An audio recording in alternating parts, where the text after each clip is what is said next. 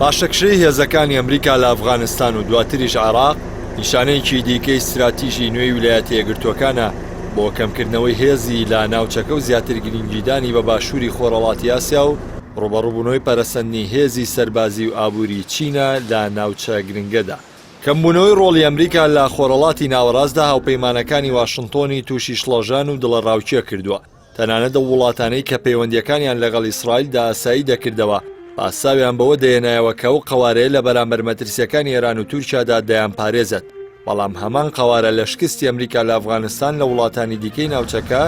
زیاتر لە ئاکامەکانی ئەو پاشەکشەیە نیگەرانە.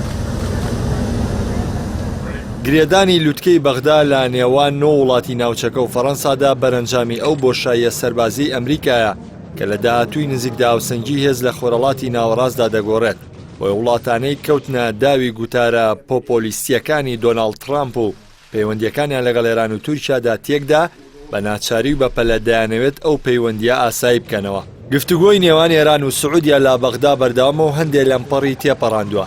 لە دوای مردنی جەمال خاشقچی لەگەڵ تورکیاش تا ڕادێکی باش پێشکەوتنی بەخۆیەوە دیوە. ناردنی سەرۆکی دەستگای هەواڵگری ماڕات بۆ تورکیا و قەتەڕ و پەیوەندی محەممەد بن زاید لەگەڵ ئەردۆگان نیشانەیەکی تری چاکردنەوەی پەیوەندەکانی ئەو وڵاتانەی ناوچەکەیە کە ئەگەر سەرنجی وتاری سەرۆکی شاندەکانی لووتکەی بەغدا بدەین هەمووان ویستەکانی خۆیان لە وتارەکانیاندا ڕاگەان، بەڵام دوجار کۆبوونەوە دووقۆڵەکانی نێوان شاندەباڵەکان جەختیان لەو ڕاستیە کردەوە کە سەرەڕای ناکۆشیەکان هەمووان پراگماتیانە ڕەفتار دەکەن و بە تێگەشتن لە بەرژەوەندیە باڵەکانیان بەو جیاوازیانەوە یەکتر قوبوڵ دەکەن.